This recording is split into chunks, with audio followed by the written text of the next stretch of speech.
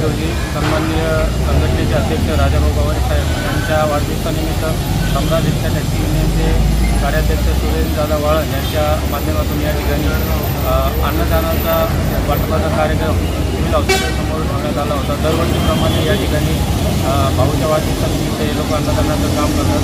सर्वांनी मिळून या ठिकाणी कार्यक्रमाला सहकार्य लाभले।